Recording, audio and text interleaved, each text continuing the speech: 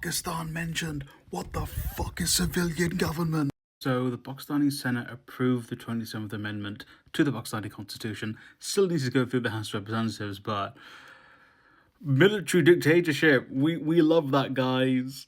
I split this in two halves, but we'll go through it. So, abolition of the Supreme Court's role in hearing constitutional cases. This is hilarious because a constitutional case in 1977, which upheld an earlier case in 1958, I believe, by the Supreme Court, is the reason why Pakistan continuously has military coups. Basically, in 1977, after Zia overthrew Bhutto, he basically got the Supreme Court to interpret the doctrine of state necessity to allow the military to overthrow the Pakistani government whenever they feel like it is necessary to defend the state of Pakistan, which is 4 times now, I believe. Establishment of Federal Constitutional Court of Pakistan to hear constitutional questions, including interprovincial and federal provincial disputes.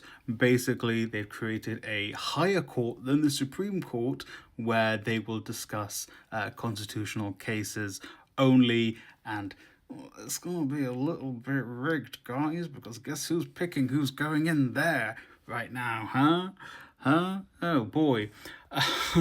Also, this is going to significantly slow down the processing of other court cases in Pakistan, apparently.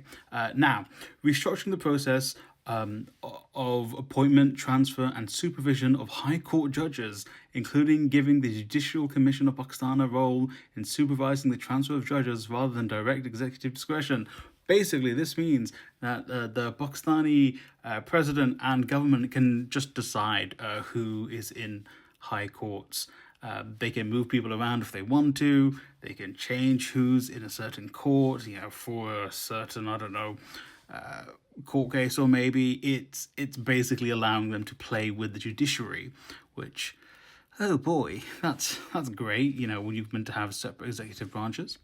Raising the minimum threshold of provincial cabinets in small provinces from 11% to 13% of the strength of the assembly.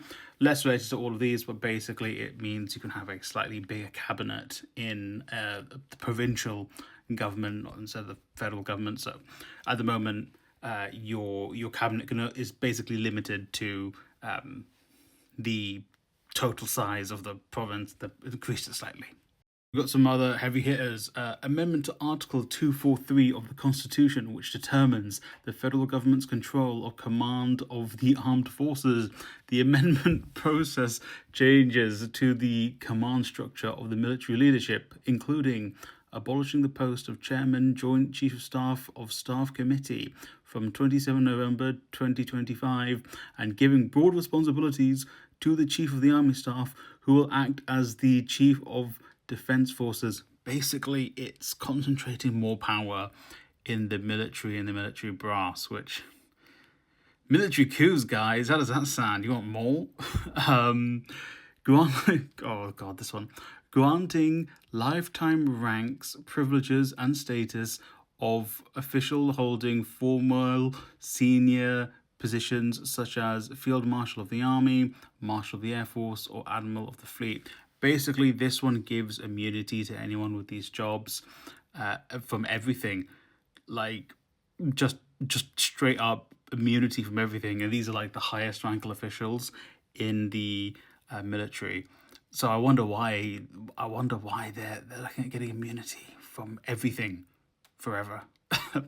And then finally, reviewing the distribution of federal revenue among provinces through the National Finance Commission NFC award, and the possible transfer of certain subjects, education, population planning, from the provinces to the federation, concentrating power away from the provinces in Pakistan to the central government. Wow. I wonder what type of government likes when they concentrate it all in one centralized government, guys. Doctrine of state necessity. Pakistan mentioned. What the fuck is civilian government?